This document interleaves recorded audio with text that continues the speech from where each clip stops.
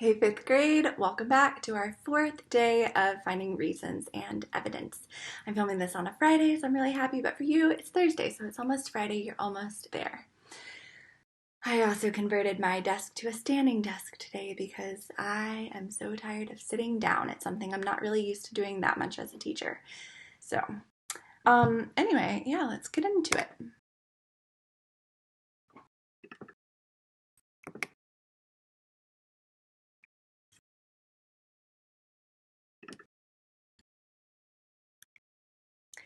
Instead of a funny video of the day, today we actually have a picture. So here you see a student and he's just skipping all of those steps on Google Classroom and going straight to clicking mark as done. You know, I would think this would be funnier if it wasn't what so many of you are doing every day. Some of you think that if you just click turn in, then I'll think that you've done the work. But I actually do check your work every day. I spend multiple hours every day checking your work. So please make sure you're turning it in. Don't just hit turn in, but like actually do it, because otherwise I have to return it to you. And then when you turn it back to me, still not turned in, I sit down ready to grade it and I realize you still haven't done it. And I turn it back to you. So just, it would save me so much time, please. So yeah, every day make sure that you read the directions and watch the video lesson. But even if you watch the lesson, you still need to read the directions, because sometimes in these lessons, I film them like a week in advance. And so there might be something that has changed, and I always put that in the written directions. So do make sure that you read those as well, because lots of times I get questions about things that are written in there. Do the independent practice.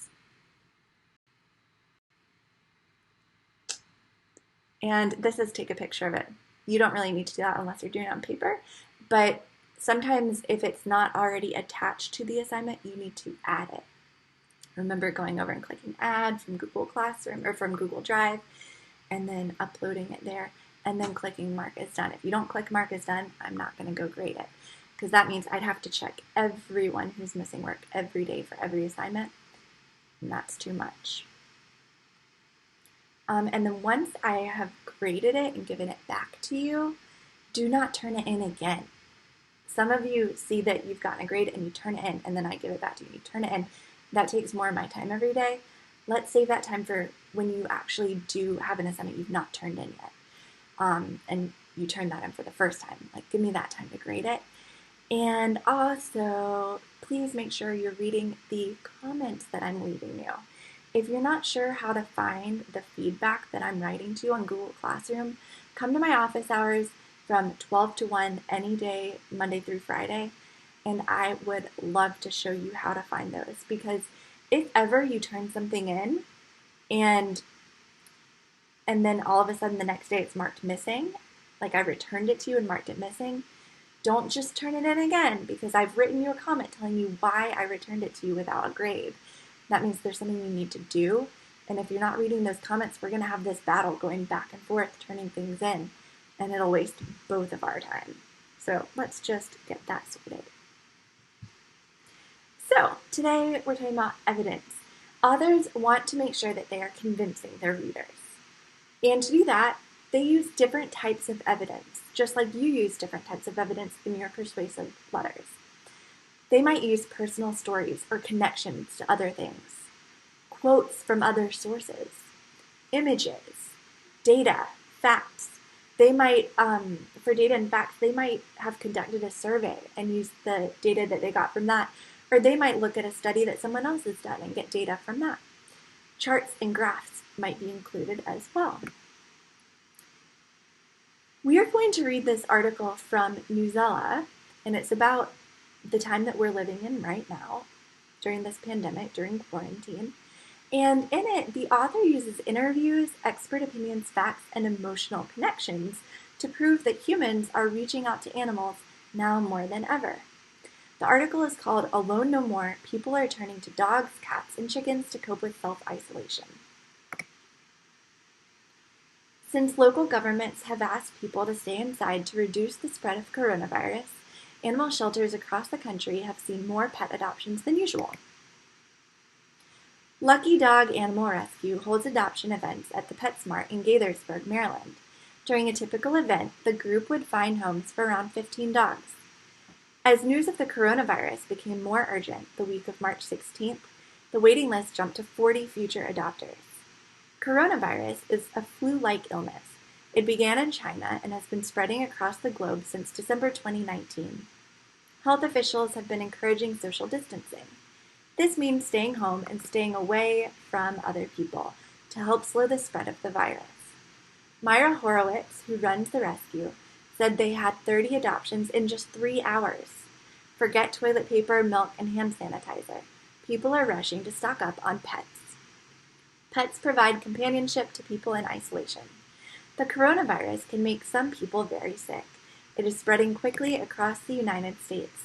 Millions of people must now work from home and schools are closed to slow the spread. The promise of companionship while in isolation is causing some people to take in animals.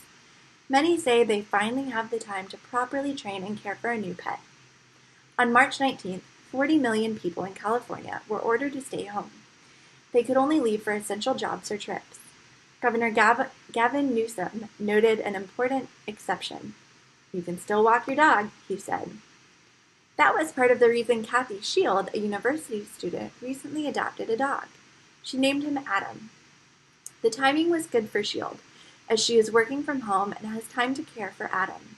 She is also excited to have someone to talk to, even if he does not talk back. Taking care of him will also keep her on a schedule. "There's no question that animals provide incredible comfort and companionship," said Matt Thurshitger. He runs the American Society for the Prevention of Cruelty to Animals, a national animal rescue. It is called the ASPCA for short. He encouraged people to continue to adopt or temporarily foster. Animals need to be cared for during outbreak. The ASPCA has seen an increase in people interested in fostering and adopting animals in recent weeks.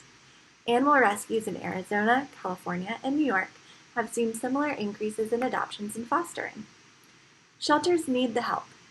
Some animal rescues in big cities are closing to help prevent the spread of coronavirus between people. The animals, though, still need to be cared for. Many of the rescues are hoping to find the animals foster homes.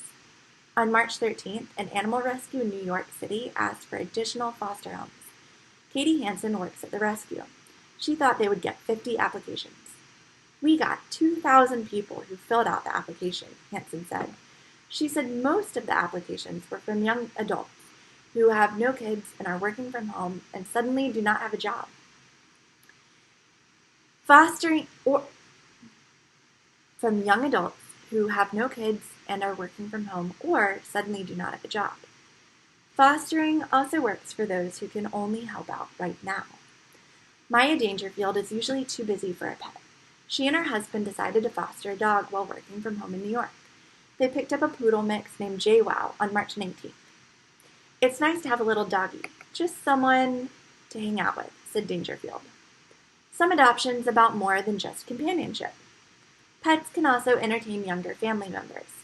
Kenneth Lynch and Lauren Wakefield bought a blue and silver betta fish named Freddie.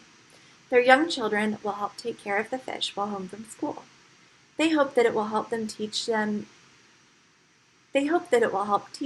about responsibility. Lynch said the fish will help their son occupy some of his time in a more healthy way while he's home from school. Some people are getting animals for more practical reasons. "We're kind of stuck at home. Grocery stores are empty, and now we have these chickens that are laying eggs for us," said Kelly Bordas. She is a new chicken owner in Oviedo, Florida. The chickens, named Daisy Duck and Maple, are also a source of entertainment. Bordas' younger daughter helps take care of them. "She loves them. She always goes out there, and she wants to pet them. She wants them to be her best friends," said Bordas.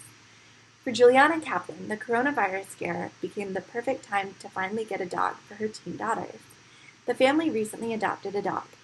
They named the dog Pepper Corona after her coloring and the moment in history. "It feels good to adopt, and the kids are happy. It feels like the right thing to do now," Kaplan said. "I look at this dog and say to her, I don't know what your past has been, but your future is about to be awesome." So we are going to look back at just one of these sections, and I want you to pay attention to what type of evidence the author is using here. Is the author using an interview, charts, or an image? And this is evidence for what they are saying. How are they proving what they're saying? Well, I see here that we have a quote from Kelly Bordas, and it sounds like she's talking to the people who put this article together. We're kind of stuck at home, grocery stores are empty, and now we have these chickens that are laying eggs for us. She loves them. Yeah, so I'm going to say like I can't remember the options are, quote, an interview. Maybe let's try interview. I didn't see any charts. I didn't see an image. Interview. Perfect. And one more. Animals need to be cared for during an outbreak. What kind of evidence is shown here? All right, well, we've got another interview. I can tell because I see the quotation marks, and it's not from a book. It's from someone speaking to a reporter. Let's see, make sure that's all. There's like, they're comparing different places.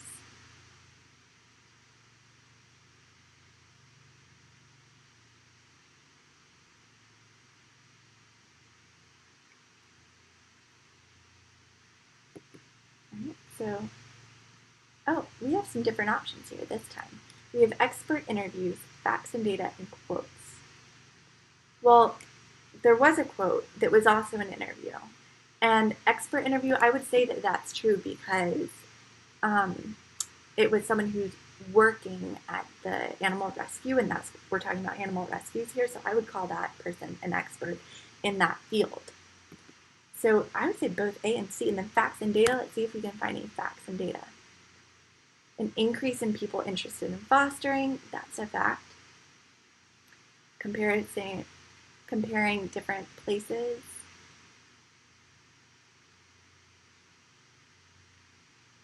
March 19th, they asked for additional foster homes. I would say that that is a fact as well. So I would say here, all the above. Yes.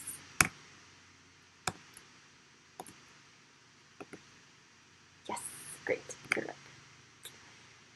And so it's important for us to remember that reasoning and evidence can look a few different ways when we examine a text. It can come in different forms. Today, what you're going to do to practice is you are going to use that same article that we've been using. And